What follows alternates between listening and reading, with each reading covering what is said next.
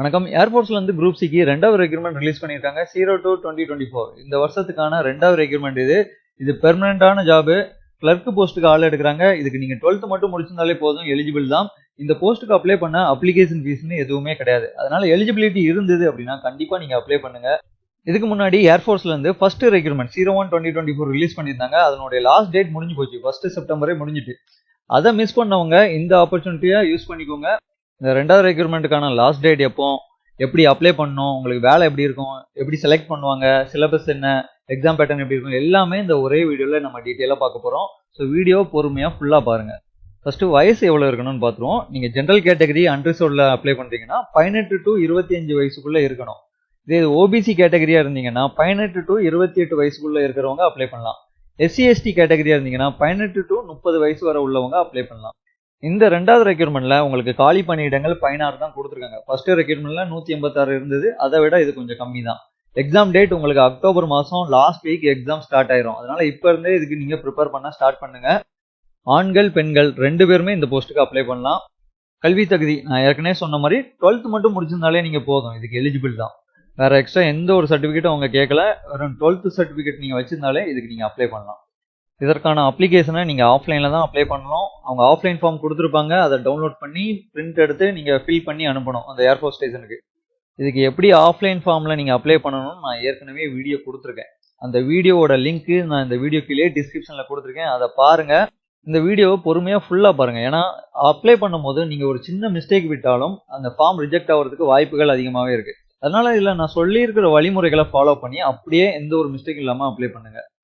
இந்த post apply பண்ண ஃபீஸ்னு எதுவுமே கிடையாது. So no application fees. Start date பார்த்தீங்கன்னா ஏற்கனவே ஸ்டார்ட் ஆகிட்டு August 31 start. Last date September 29. இந்த தேதிக்குள்ள நீங்கள் அனுப்புகிற போஸ்ட்டு அந்த ஏர்ஃபோர்ஸ் ஸ்டேஷனுக்கு ரீச் ஆகிருக்கணும். டேஸ் பார்த்தீங்கன்னா கம்மியாக தான் இருக்குது. சீக்கிரம் அப்ளை பண்ண பாருங்க. இதில் நீங்கள் எங்கே அப்ளை பண்ணுறீங்களோ, எந்த ஸ்டேஷன் அப்ளை பண்ணுறீங்களோ அந்த ஸ்டேஷனில் தான் போயிட்டு டேரெக்டாக எக்ஸாம் எழுத முடியும். ஸோ ஃபர்ஸ்ட் ரெக்ரூட்மெண்ட்டில் தமிழ்நாட்டில் நிறைய ஸ்டேஷன் கொடுத்துருந்தாங்க. பட் இந்த ரெக்ரூட்மெண்ட்டில் தமிழ்நாட்டில் எந்த ஒரு ஸ்டேஷனும் இல்லை. ஆனால் நம்ம தமிழ்நாடு பக்கத்தில் என்னென்ன ஸ்டேஷன்லாம் இருக்கோ அதை நான் லிஸ்ட் பண்ணி கொடுத்துருக்கேன். ஸோ திருவனந்தபுரம், பெங்களூர் ஸ்டேஷன்லாம் நம்ம தமிழ்நாடு பக்கம் இருக்குது. முடிஞ்ச விட இப்படி பக்கத்துலேயே அப்ளை பண்ணுங்கள். உங்களுக்கு டிரான்ஸ்போர்ட்டேஷன், லாங்குவேஜ் ப்ராப்ளம், அதாவது தமிழ்காரங்களாம் நிறைய பேர் இருப்பாங்க. உங்கள்கிட்டலாம் கம்யூனிகேட் ஏதாவது டவுட்ஸ் இருந்தாலும் நீங்கள் கம்யூனிகேட் பண்ணி கேட்டுக்கலாம். இந்த அப்ளிகேஷன் ஃபார்ம் PDF எல்லாம் எங்கே இருக்குன்னு நிறைய பேர் கேட்பீங்க. ஸோ இதுக்கான அப்ளிகேஷன் ஃபார்ம் PDF எல்லாமே நான் அப்ளை பண்ணுற வீடியோக்கு கீழே டிஸ்கிரிப்ஷனில் கொடுத்துருக்கேன். அடுத்து இதுக்கான நோட்டிஃபிகேஷன் டீட்டெயிலும் இந்த வீடியோலேயே நான் கொடுத்துருக்கேன். ஸோ எல்லா PDFமே இந்த அப்ளை பண்ணுற வீடியோ கீழே இருக்கும். ஸோ இந்த அப்ளை பண்ணுறதுக்கான வீடியோ லிங்க் மட்டும் இந்த வீடியோ கீழே டிஸ்கிரிப்ஷனில் கொடுத்துருக்கேன். அதை போயிட்டு நீங்கள் செக் பண்ணிக்கோங்க. அடுத்து நிறைய ஏர்ஃபோர்ஸ் ஸ்டேஷன் லிஸ்ட்டு இவங்க கொடுத்துருக்காங்க. அதே மாதிரி இந்த நோட்டிஃபிகேஷனை நீங்கள் டவுன்லோட் பண்ணி வச்சுக்கோங்க. டவுன்லோட் பண்ணும்போது நம்ம அப்ளிகேஷன் வீடியோ கீழே ஃபர்ஸ்ட் ரெக்ரூட்மெண்ட்டுக்கான நோட்டிஃபிகேஷனும் இருக்கும், செகண்ட் ரெக்ரூட்மெண்ட்டுக்கான நோட்டிஃபிகேஷனும் இருக்கும். நீங்கள் டவுன்லோட் பண்ண வேண்டியது 02/2024 ரெக்ரூட்மெண்ட்டுக்கான நோட்டிஃபிகேஷன்.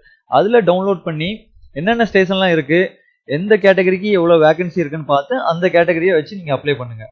மாற்றி 01/2024 நோட்டிஃபிகேஷன் டவுன்லோட் பண்ணிக்கிடாதீங்க. அது வேறு மாதிரி இருக்கும். அதுக்கான அப்ளிகேஷன் டேட் முடிஞ்சு போச்சு. ஸோ இதுக்கு நீங்கள் அப்ளை பண்ணுங்கள் 02/2024. நல்லா ஞாபகம் வச்சுக்கோங்க. இதற்கான செலெக்ஷன் ப்ராசஸ் பார்த்தீங்கன்னா 2 ஸ்டேஜ் தான் இருக்குது. ரிட்டன் டெஸ்ட்டு, அதுக்கப்புறம் ஸ்கில் டெஸ்ட்டு. இந்த ரிட்டன் டெஸ்ட் முடிஞ்ச பிறகு உங்களுக்கு ஸ்கில் டெஸ்ட்டாக டைப்பிங் பண்ண சொல்லுவாங்க. டைப்பிங்க்கு அவங்க எந்த ஒரு சர்டிஃபிகேட்டும் கேட்கல. உங்களுக்கு ஜஸ்ட் டைப்பிங் பண்ண தெரிஞ்சால் போதும். அவங்க கேட்டிருக்க அந்த ஸ்பீடு இருக்கா 35 வேர்ட்ஸ் per minute. இந்த ஸ்பீடை நீங்கள் ஒரு 1 month ப்ராக்டிஸ் பண்ணாலே அச்சீவ் பண்ணிடலாம். அதனால நீங்கள் 12th முடிச்சிருந்தாலே இதுக்கு அப்ளை பண்ணுங்க. ஃபர்ஸ்ட் ரிட்டன் டெஸ்ட் தான். அந்த ரிட்டன் டெஸ்ட்டில் நீங்கள் எவ்வளோ மார்க் எடுத்துட்டீங்களோ அதுதான் உங்கள் வேலையை தீர்மானிக்கக்கூடியது. இந்த கொடுத்துருக்காங்க பாருங்க, 100% வெயிட்டேஜ். இது வெறும் குவாலிஃபைங் ஒன்லி. ஸோ உங்களுடைய ரிட்டன் எக்ஸாம் மார்க் தான் மெரிட் லிஸ்ட்டில் வரும். முடிஞ்ச அளவுக்கு நல்ல மார்க்கை எடுக்க பாருங்க. எவ்வளோ மார்க் எடுக்க முடியுமோ அந்த அளவுக்கு மார்க் எடுக்கணும். இதற்கான எக்ஸாம் பேட்டர்ன் உங்களுக்கு 4 சப்ஜெக்ட் கேட்பாங்க. ஜென்ரல் இன்டெலிஜென்ஸ், அதாவது ரீசனிங் சொல்லுவோம். இங்கே இங்கிலீஷ் லாங்குவேஜ் 2வது, அடுத்து ஆப்டிடியூடு, அடுத்து ஜென்ரல் அவேர்னஸ். இந்த 4 சப்ஜெக்ட்லேருந்து தான் உங்களுக்கு கேள்விகள் வரும். இல்லை லாங்குவேஜ் கொஸ்டினோட paper language English and Hindi, இந்த 2 லாங்குவேஜில் மட்டும் தான் இருக்கும். நம்ம தமிழ்நாட்டு பசங்க இங்கிலீஷை தான் சூஸ் பண்ணி எழுதுவோம்.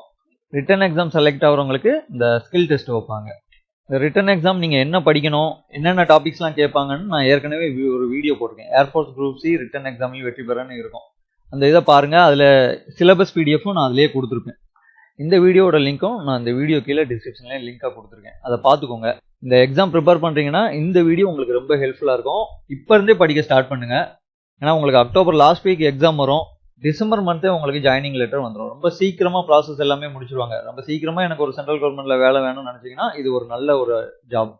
அடுத்து ஸ்கில் டெஸ்ட். அதான் நான் ஏற்கனவே சொன்ன மாதிரி இங்கிலீஷ் டைப்பிங் உங்களுக்கு 35 வேர்ட்ஸ் பெர் மினிட். இது நீங்க 1 மந்த்ல இந்த ஸ்பீடை ப்ராக்டிஸ் பண்ணீங்கன்னா அச்சீவ் பண்ணிடலாம். ஸோ டெடிகேஷனா இந்த வேலை எனக்கு வேணும்னு நினைச்சீங்கன்னா இப்போ இருந்தே நீங்க ப்ராக்டிஸ் பண்ண ஸ்டார்ட் பண்ணிருங்க டைப்பிங் எல்லாமே. அடுத்து நீங்க அப்ளிகேஷன் ஃபார்ம் அப்ளை பண்ணும்போது அப்ளை வீடியோ பார்ப்பீங்க. அதுல ஒரு சின்ன சேஞ்ச் மட்டும் பண்ணணும். ஏன்னா இது 2வது ரெக்யூர்மெண்ட். அது நான் ஃபர்ஸ்ட் ரெக்யூர்மெண்ட்டுக்கு எல்லாமே கொடுத்துருப்பேன். இதுல ஒரு சின்ன change, ages on last date. அதாவது நீங்க அப்ளிகேஷன் ஃபார்ம்ல 5வது ஒரு காலம் இருக்கும். அதுல ஏஜ் ஆன் லாஸ்ட் டேட்னு கொடுக்கும்போது உங்களுக்கு ஏஜ் கால்குலேட்டர்ல ஒரு டேட் 2 டேட் போட்டு செக் பண்ண சொல்லுவேன். அதுல செப்டம்பர் 1 அப்படின்னு சொல்லி கொடுத்துருப்பேன், age at the date of அப்படின்னு. ஏன்னா அதுல லாஸ்ட் டேட், ஃபர்ஸ்ட் ரெக்யூர்மெண்ட்ல லாஸ்ட் டேட் செப்டம்பர் 1. பட் இதுக்கு நீங்க செப்டம்பர் 29 அப்படின்னு போட்டு இதுல கொடுக்கணும் எங்க ஏஜ் கால்குலேட்டர்ல. ஏன்னா இதனுடைய இந்த ரெக்யூர்மெண்ட்டுக்கு நீங்க அப்ளை பண்றதுக்கான லாஸ்ட் டேட் செப்டம்பர் 29. இதை மட்டும் நீங்க சேஞ்ச் பண்ணிக்கோங்க அப்ளை வீடியோ பார்க்கும்போது. மீதி எல்லாமே நான் சொல்ற மாதிரி அப்படியே ஃபாலோ பண்ணி அப்ளை பண்ணுங்க. ஓகே, இந்த ரெக்யூர்மெண்ட் சம்பந்தமா உங்களுக்கு எந்த ஒரு டவுட்ஸ் இருந்தாலும் நீங்க கமெண்ட் செக்ஷன்ல கேளுங்க. கண்டிப்பா எந்த ஒரு கமெண்ட் கேட்டாலும் இந்த ரெக்யூர்மெண்ட் சம்பந்தமா உங்களுக்கு ரிப்ளை வரும்.